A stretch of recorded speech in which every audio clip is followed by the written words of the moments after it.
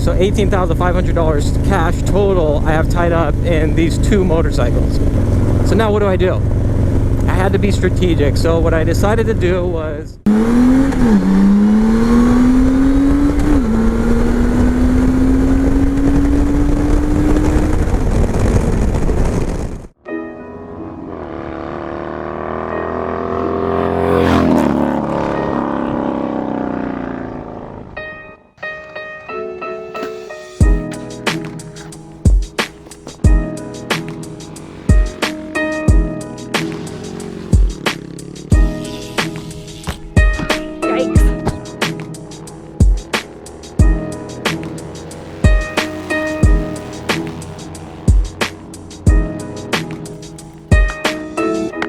Alright, buenos dias, que paso amigos, John's Moto Garage. Today's video is going to be short and sweet, continuation to the Honda Goldwing F6B video that we did a short while back. And we're going to do something that nobody's ever done before.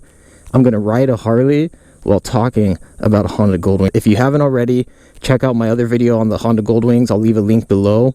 Pause, go watch that, get up to speed, and then come join us back over here. Of course, if you guys dig the content, be sure to like and subscribe.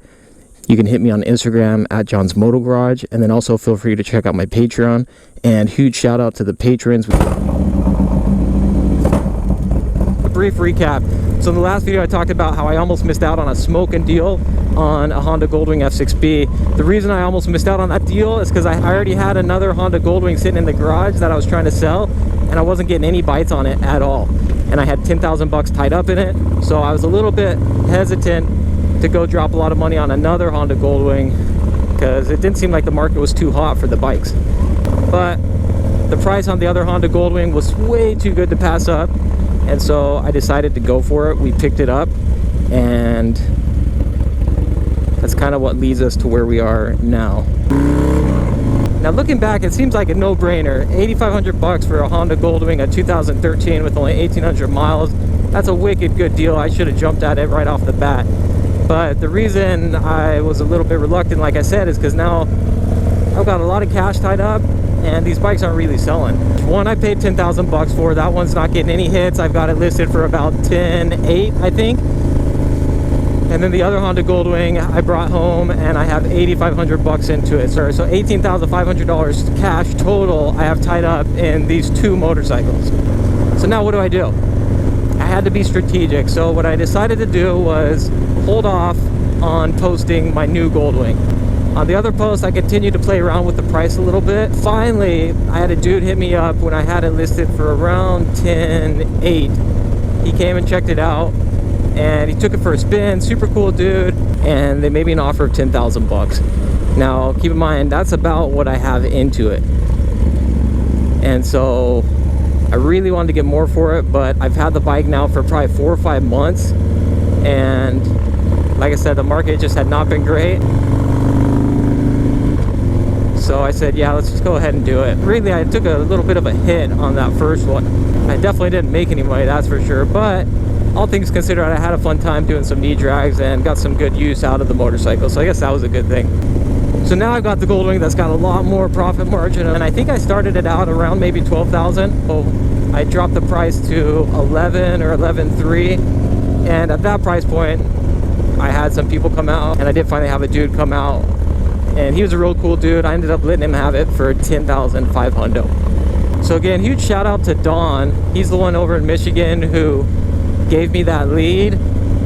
Big shout out, because that ended up being a pretty solid flip for sure. Dang, what do we got here?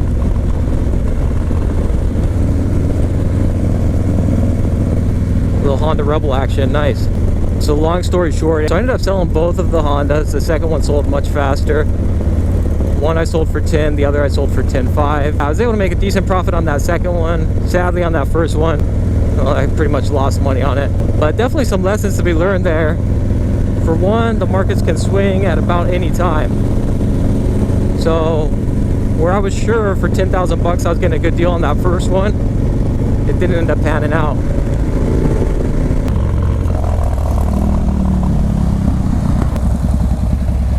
How's it going, dude? Dude, that thing's dope. I like how you have it set up with the exhaust and everything. Nice.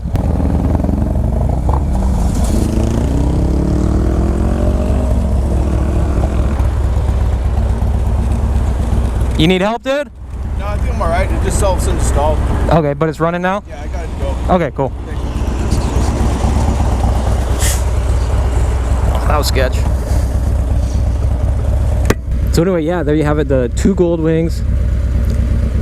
Total of $18,500 cash tied up in between the two motorcycles that I was trying to sell. Finally got rid of the one, didn't make any money on it, really took a small loss. But then on the second one, I was able to make a decent turnaround. And again, shout out to Don over on the East Coast in Michigan for that lead. That was ended up being a great flip. That was a really nice, clean, pristine example of a Honda Goldwing F6B.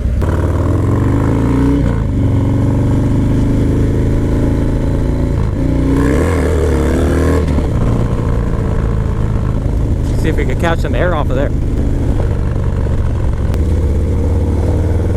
So leave a comment below, let me know what you guys think. So yeah, sometimes you learn the hard way when you think you know the market on something, and then you come to find out like, oh man, I was way off. Way off. But still looking back, I'm not really sure why I had such a tough time selling that first one, because it was still a good deal for it. I mean, 10,000 bucks for a Goldwing F6B with that low mileage, you know, it's hard to beat it. The problem with the Honda Goldwings is, especially the F6B, they don't come standard with the cruise control. They're a ton of bike for the money, but I think they're underappreciated and frankly just not very well known. It's a lot of money to be dropping on a motorcycle, so I think a lot of people in that price range, there's I don't know, there's just a lot of options, a lot of different bikes you could go with. And while I still stand behind the Goldwing being one of the funnest bikes I've ridden, I think the popularity just isn't quite there on it. Now, I had one of the viewers send me a pristine example of a Honda Valkyrie 2014. Beautiful, beautiful looking motorcycle, tastefully modded with some super rad exhaust. He'll be selling it soon, so if anybody is interested, hit me up and I can probably put you in touch with him. And I can tell you right now, he's letting it go for a pretty smoking deal. If it was here local in Arizona, I'd probably go out and pick it up myself. Alright guys, John's Moto Garage. As always, if you dig the content, be sure to like and subscribe, and hit me up on Instagram at John's Moto Garage. And if you're looking for other ways to support the channel, then you can hit me up on Patreon as well. And again, big shout out to the current patrons, much appreciated.